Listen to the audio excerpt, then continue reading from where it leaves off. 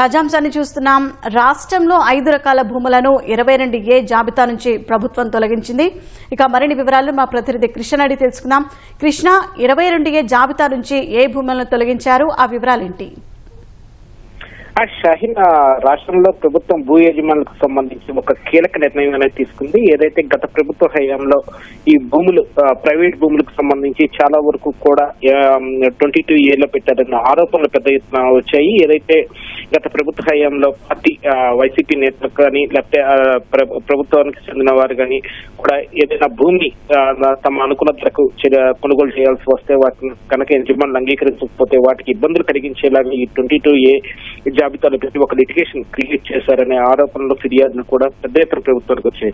ఏడాది కూటమి ప్రభుత్వం ఏర్పాటైన తర్వాత కూడా దీనికి సంబంధించి పెద్ద ఎత్తున వచ్చే గ్రీవెన్స్లు కానీ లేకపోతే వినతుల్లో కూడా వీటికి సంబంధించిన అంశాలు ఉన్నాయి. వీటన్నిటికీ సంబంధించి కూడా ఒక నిర్దిష్ట కాల పరిమితులుగా సమస్యలు పరిష్కరించాలని చెప్పి ముఖ్యమంత్రి చంద్రబాబు స్పష్టమైన ఆదేశాలు కూడా జారీ చేసి ఇటీవల జరిగిన కలెక్టర్ల సదస్సుతో పాటు మంత్రివర్గ సమావేశంలో కూడా దీనికి సంబంధించిన కొన్ని స్పష్టమైన ఆదేశాలు అనేది జారీ చేయడం జరిగింది.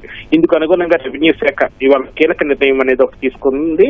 మొత్తంగా మంత్రి అనగానే సత్యప్రసాద్ ఈ నూతన సంవత్సరం రోజు తొలి సంతకంగా ఈ 22A లిస్ట్ నుంచి కొన్ని రకాల భూములు తొలగిస్తూ కూడా దస్త్రంపై తొలి సంతకం చేశారు. ఇందులో ప్రధానంగా 5 రకాల భూములను 22A జాబితా నుంచి తొలగించేలాగా ఒక కీలక నిర్ణయం అనేది తీసుకున్నారు.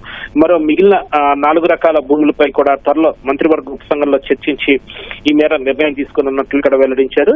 ఏదైతే ప్రైవేట్ భూములకు సంబంధించి 22A జాబితాలో ఏదైతే ఉన్నాయో వాటిని పూర్తిగా తొలగిస్తూ కూడా ఒక కీలక నిర్ణయం ఇవాళ రాష్ట్ర ప్రభుత్వం తీసుకుందని చెప్పాలి. దీనికి సంబంధించి ప్రైవేట్ భూములు దరఖాస్తులను సుమోటోగా తీసుకుని వాటిని దరఖాస్తులు సుమోటోగా తొలగించాలని చెప్పి మంత్రి నిర్ణయం చేశారు. ప్రస్తుతం మాజీ సైనిక ఉద్యోగులు అలాగే ప్రస్తుత ఉద్యోగుల భూములకు సంబంధించి పత్రాలు కూడా నిష్ఠ జాబితాలో ఉంటే వాటిని కూడా తొలగించాలని చెప్పి నిర్ణయించారు. అలాగే స్వాతంత్ర సమరయోధులు, రాజకీయ బాధితులకు కేటాయించిన భూములు ఈ 22A లిస్ట్ నుంచి కూడా తొలగించాలని కూడా నిర్ణయించారు. అలాగే 8 రకాల పత్రాల్లో ఏ ఒక్కటి ఉన్నా సరే భూమి యజమానులకు సంబంధించి మొత్తం ఉన్న 28 రకాల దస్త్రాలు కాగితాలు ఏదైతే ఉంటాయి వాటిలో ఏ ఒక్కటి ఉన్నా సరే వాటిని పరిగణలోకి తీసుకుని కూడా ఎట్టి పరిస్థితుల్లోనూ ఈ 22A జాబితా నుంచి తొలగించాలని చెప్పారు. అలాగే అధికారులు పదే దీనికి సంబంధించి తెప్పించుకోకూడదని చెప్పి కూడా స్పష్టమైన ఆదేశాలు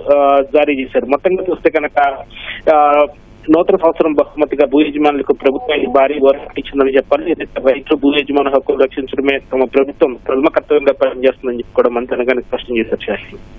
ధన్యవాదాలు కృష్ణ.